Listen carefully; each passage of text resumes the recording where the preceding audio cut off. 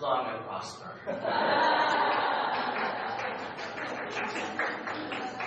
Today I'd like to talk with you about the Buddhist 3 T's: training, transcendence, and transformation.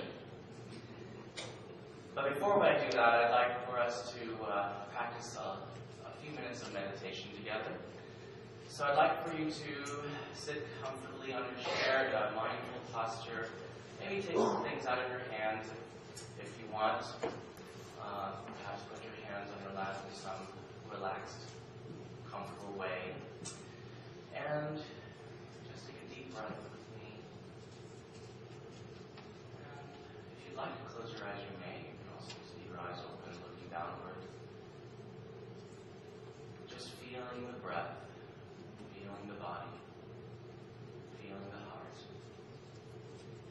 We're going to just practice listening meditation for the next few minutes, listening to the song Loving Kindness, which I wrote, with words by the Buddha on loving kindness. So as we listen to the song, let us focus on our heart and radiate the light of compassion to ourselves, to our loved ones, and to all who come to mind, and all beings everywhere.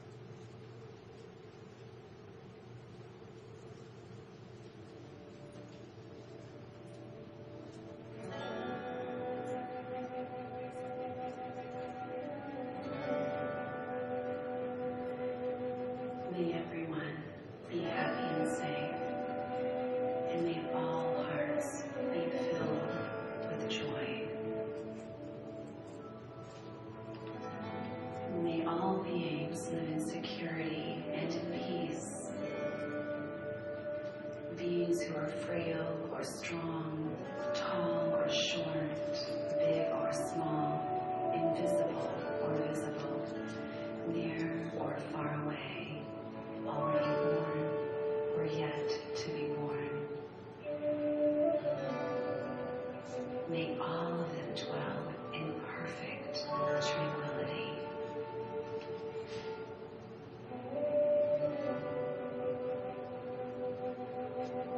May all beings be happy and free.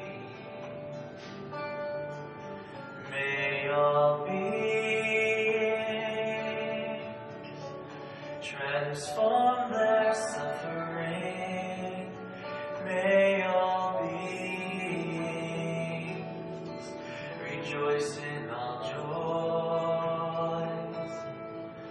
May all beings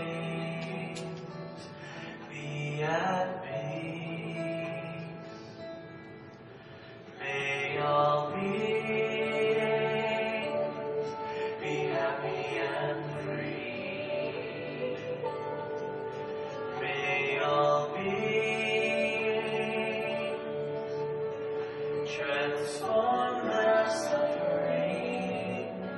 May all beings rejoice in all joys. May all beings be at peace.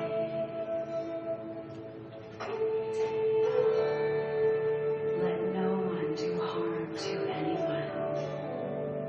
Let no one put the life of anyone in danger. Let no one, out of anger or ill will, wish anyone any harm. May all beings be happy and free. May all beings transform their suffering. May all beings rejoice in all joy. May all beings be at peace.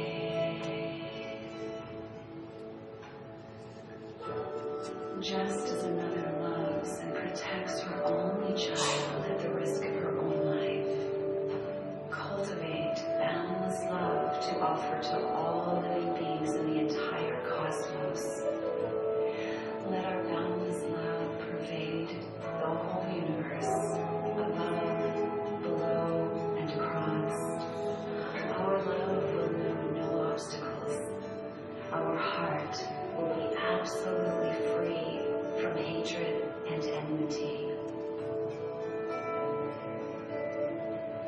May all beings be happy and free. May all beings transform their suffering. May all beings rejoice in all joy. May all beings be at peace.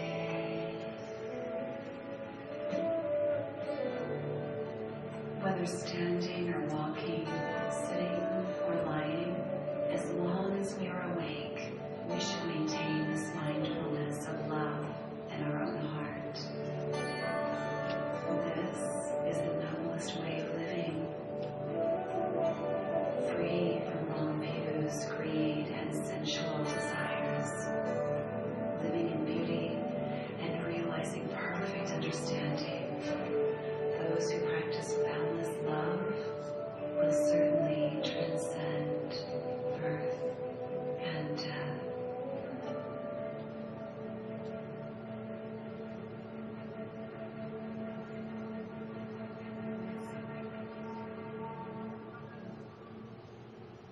Let's take a deep breath together. Placing our palms together at the heart. Repeating after me this affirmation of love and kindness. May we and all beings be happy and free. May we and all beings be happy and free. May we and all beings transform our suffering. May we and all beings transform our suffering. May we and all beings rejoice in all joys. May we and all beings rejoice in all joys. May we and all beings be at peace. May we and all beings be at peace. Awakening to the truth of who we are. Awakening to the truth of who we are. Infinite light. Infinite life. Infinite love. Infinite love. Infinite life. Infinite life. Thank you.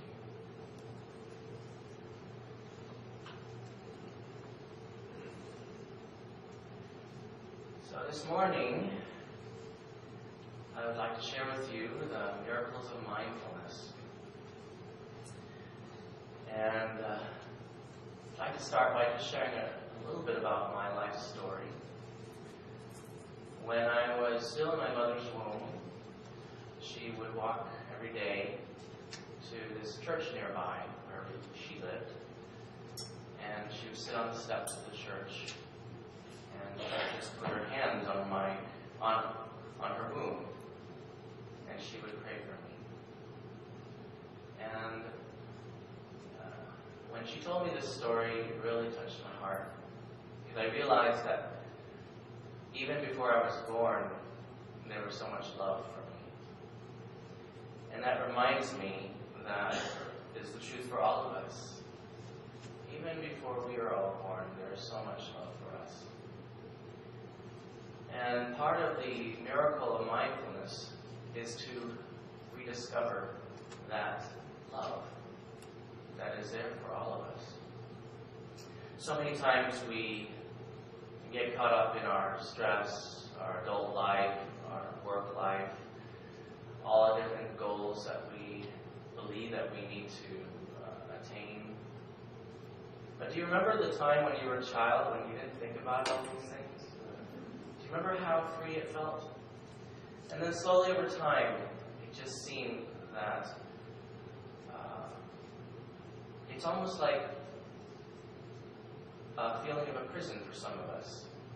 slowly, but you don't realize it's a prison because it's such a slow process of oppression. It's kind of like a frog in a pot of water. Turn up the heat slowly. It doesn't realize it's boiling to death until it's too late. And that's actually what is our condition in the world today. We started off as children, as babies, fresh and new, innocent and open. But slowly over time, day after day, week after week, month after month, year after year, decade after decade, slowly we've been conditioned by the society around us and all of the different TV advertisements and media, and now it's quite overwhelming how much stimulation there is from the media. Over time, somehow, that freshness has slowly been stamped out. But there is hope. The Buddha offered us several different suggestions to help us to recover that freshness.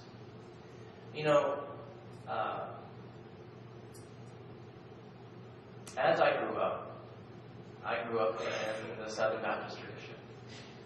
And then in college, I discovered liberal religious views. And I struggled back and forth with that. It wasn't easy.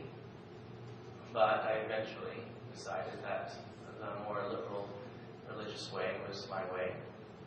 And so, amongst some of the denominations that were very helpful to me were, of course, the Unitarian Universalists. And eventually, when I went from Texas to California, I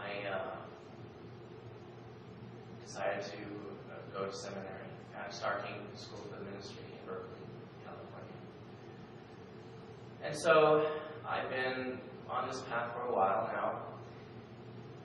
But what's interesting for me is on the way to a more liberal view, I realized that it's not enough just to have a liberal view. There needs to be something else there. So I looked around for what else is there besides religious, spiritual viewpoints that I can agree with. And it's nice to finally find some religious viewpoints you can actually agree with that don't make your skin crawl every time you hear it in church. It's really nice. It's a wonderful experience, but it's not enough.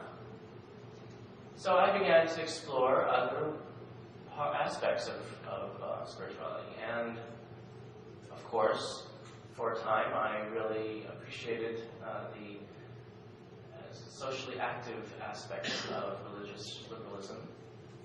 And I participated in many different ways for a time, and still do. But I quickly discovered that as important as that is, it's still not the full picture. Because if we are only having these wonderful viewpoints, and then only being socially active, there's still something missing. And I discovered, because many of my socially active friends were protesting and fighting for human rights, they didn't seem very happy. And many times, many of them were starting to burn out. It's very frustrating work. It's important work, and we need to do it, but it can really wear you down. So I realized very quickly there must be something else also. Obviously, religious education is important. Social activism is important. But it wasn't until I encountered Vietnamese Zen Buddhist monk named Thich Nhat Hanh that I discovered what that other aspect is that's also important. And it's not that any of these three aspects is more important than the other. They have to go together in balance, of course. But if any one of them is missing, there is an imbalance in your spiritual practice. So I discovered mindfulness meditation. And my first retreat was in 1998 with Thich in Santa Barbara, California, with about 800 other people. Now, I went because a friend of mine went, and it's really nice to have friends that can nudge you along the path, and that's a wonderful thing. So I was very grateful for that friend. So I went, and it was wonderful. I was a little bit scared because it was all vegetarian for a whole week. I kept wondering if I could sneak over to McDonald's somewhere sometime during that week. But the cafeteria staff were so friendly and so accommodating and helpful to help us all with all of our different dietary special needs. And the food was absolutely delicious and healthy and organic. It was really wonderful. And I realized that, this is not so hard. In fact, it's wonderful and delicious. Another thing that I realized was that it wasn't very hard to be on retreat. I had all these thoughts in my mind of Zen masters coming behind your back to whip you into shape and all of that. And it wasn't like that at all, at least at this kind of retreat. I have been to the other kinds too. But it was so wonderful to be with 800 people and not feel claustrophobic and not feel anxiety like I had sometimes felt with so many strangers. I didn't feel that. I think it's because everyone was being very mindful. And there wasn't a lot of just random monkey mind chit-chats about nothing. There's nothing wrong, of course, with just conversing with people about anything. However, I think our culture, we do it a little bit too much. And it can actually drain you mentally and in your energy body. So just to be at this retreat with 800 people, not having to come up with some story to talk about, just to look interesting to people, to prove that you can be socially non-awkward, it was such a relief. Such a relief. And to walk on the beach in the morning as the sun was rising, to hear the water, and to just breathe in and breathe out, and walk slowly and mindfully, and just feel the air, feel the body, feel the earth, feel the sun.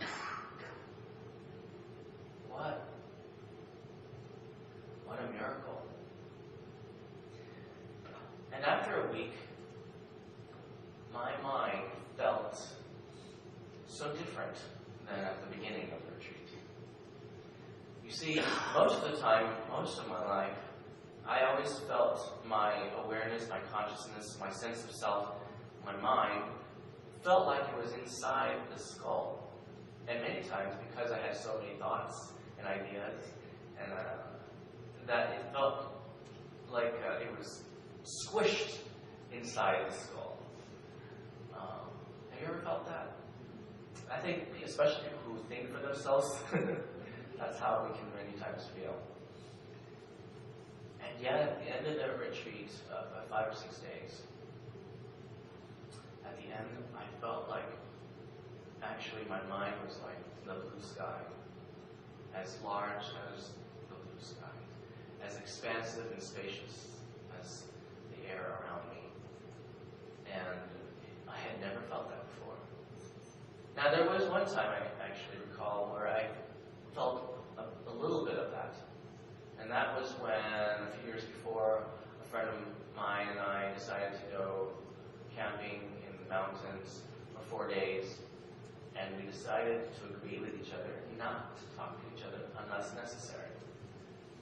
And so we were just in the quiet, just with nature for 4 days.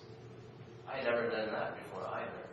And I remember at the end of that 4 days, sitting there on the hill overlooking the valley with the clouds coming in, what a beautiful experience that was. And again, I had a small glimpse of that feeling of expansiveness. But it wasn't anything like the expansiveness of this retreat. And so I realized it is possible for my mind to be this expansive, to feel this expansive. I didn't realize that this was possible for the human mind.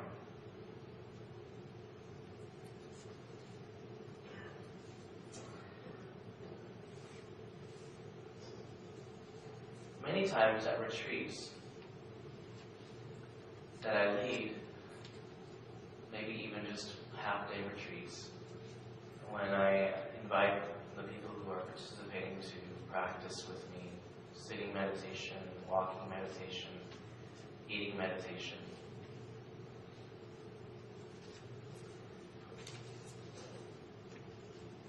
Many times I hear stories from them that little miracles happen. For example, in Minneapolis at this church, where there were about 60 persons who participated in this day of mindfulness, one of the participants told us in the sharing time, during the walking meditation outside, she had this beautiful experience of looking at this tree and seeing the little flowers, little buds of flowers starting to come out on the tree. And it just opened her heart. And she began to cry. She thought it was very strange that something so simple would touch her so much. And another gentleman, while we were walking on the grass, he related that he had been walking on that lawn for years at that church. And he had never noticed the little tiny microscopic yellow flowers inside the grass. And he was amazed that he had never noticed that before. And he really felt this connection to the little flowers in the grass. And I think the reason why he felt that heartfelt connection to something that simple is because it's not just about the object of awareness. It's the fact that all this time we've been missing out on the beautiful little things. And it can be very heart-opening and sometimes overwhelming to realize that we've been missing out so much because of our unmindfulness. And if this gentleman and that woman can notice the flowers that were unnoticed before, it reminds us that all of us are like flowers. And we may feel insignificant in this large and vast universe. And yet, there is a truth that each one of us is deeply embraced by reality itself. And none of us is insignificant. Each of us is precious. And in my own life, dealing with different issues like anxiety or depression or other issues, I'm sure all of us deal with different things. This practice has helped me so much. It has helped me to realize that I am not insignificant. I am not worthless. I am not just a small being in this big universe. In fact, the truth is, every single one of us is the entire universe in one form. I don't really have time today to go into all the metaphysics of Buddhist philosophy. Maybe if you like me enough to invite me another time, I can. But today, I'm talking slowly. I'm talking simply. Because mostly the message isn't in my words today. I hope that you can hear the message that's radiating silently from my heart to you today. And I hope that you can just feel the message in the peacefulness today. And I know that's hard for Unitarian Universalists who love the intellectual. And for those of you who are here who have heard me speak before in other places and you know me, you know that I have the capacity to be very intellectual and philosophical and to give a lot of information. But for some reason, when I asked for guidance from within for today, the message I received was to be simple and to let the silence be the message, the silences between the words, and to let my presence be the message, to let my love and my heart be the message. Because you don't really need more messages. You're very educated. You know, the Buddha taught 3 aspects that are very important for our spiritual growth.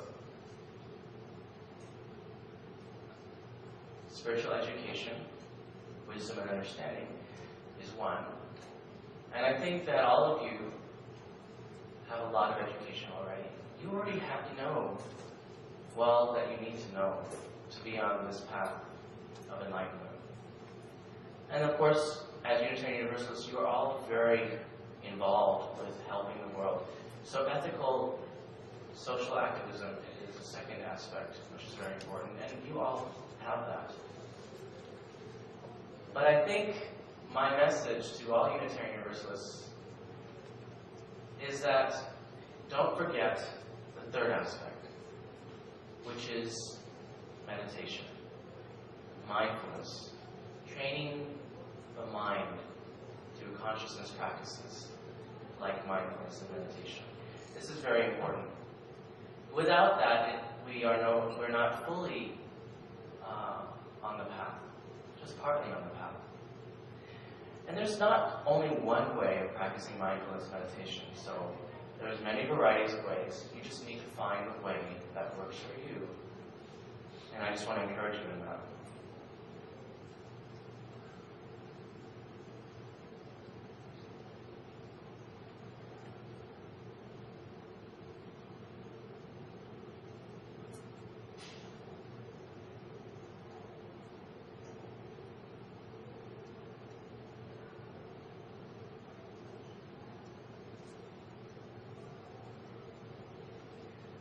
I will close with a story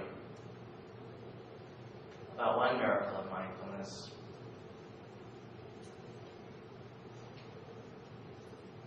One time I went to France to see my teacher Thich Nhat Hanh for the summer retreat. And there were about 1,000 people there. And I had a gift for him. He had been my teacher for several years. And I really wanted to share my gift with him. So we all stand up as the bell rings, and then Thich Nhat Hanh walks into the room with his entourage of monks and nuns, and everyone places their palms together at the heart in respectfulness. And as he walks closer and closer, I made sure I sat on the front row. So I'm standing there, and right as he is about to pass by me, I bow to him, and he stops, and he's a little bit startled, and he bows to me, and then I quickly put the gift into his hand. And at first he didn't know what it was, but then when he realized what it was, he smiled. And in that moment, I felt as if some sonic boom of energy came from his heart, pulsed from his heart, hit my heart, and shook my entire being. And I began to quake and shiver and cry. And it was such a powerful experience for me to feel the energy of his heart, literally, tangibly. That was one miracle of mindfulness for me, to realize that there is a real powerful energy of the heart. And someone who has practiced as deeply as Thich Nhat Hanh cultivates that heart very powerfully. You know, that's the difference between a superstitious approach to religion and a practical approach to religion. A superstitious approach just expects life or God or reality to just zap you into, wonderful, open-hearted beings, just automatically. But that's superstitious. A truer understanding of reality is to see it as a practical approach, which means that we need to practice, that we need to cultivate, that we need to put attention to opening our heart, opening our mind, opening our energy. So, I'm not here to try to convince you. If I had wanted to do that, I probably would have had a whole chart of everything on PowerPoint. I just want to encourage you to take what you already know and to just practice it. Not only in ethical, social activism, and religious education, but also in meditation. Because we Unitarian Universalists are really needed in this world. We are really needed. But we can't give out the full power of what we have to offer if we are missing one piece of the puzzle. So I encourage you to start learning meditation, start experimenting with it, come up with uniquely Unitarian Universalist ways of meditating, and encourage all members of the congregation, and especially the children, to practice meditation. Because when we have a mind that is fully cultivated by meditation, then we see so much more than before. And we experientially realize the great love and the grace and the power that is already present within and all around us. All the things that we take for granted. When we don't realize how beautiful we are, when we don't realize what a miracle our heartbeat is, when we don't realize how wondrous being able to see a flower in front of us is, it makes it very hard for us to cultivate happiness. And that's why we allow ourselves to be distracted and addicted to so many other things, artificial stimuli, to make us happy. When all we need to do is realize all the ingredients of happiness already present through mindfulness. And then you don't need all the other artificial external extras, which in fact is destroying our world right now. Because with 7 billion people participating in hundreds of distractions and addictions in their lives, we can't survive as a civilization like that. So, thank you so much for being who you are. Thank you for all the wonderful liberal education that you taught yourselves and taught me, and you teach the world. Thank you for supporting all the social activism that is necessary for human rights in this world. But because I love you, I want to say, don't forget about meditation too. Because with meditation, Unitarian Universalism will be such a bright light in the world, and so much more powerful and so much more effective in helping people change their lives. So in conclusion, I would like to invite you to chant with me. Chant of loving kindness to radiate that love in your own life and to all beings.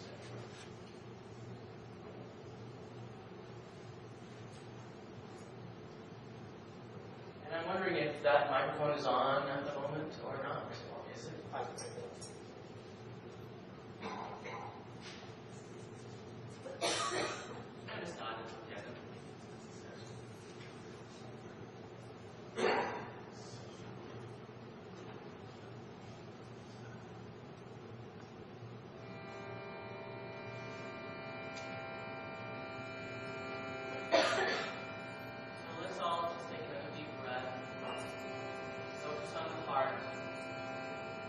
You're not much of a chanter, it doesn't matter. Just allow the vibration. Allow the vibration to just permeate your whole being.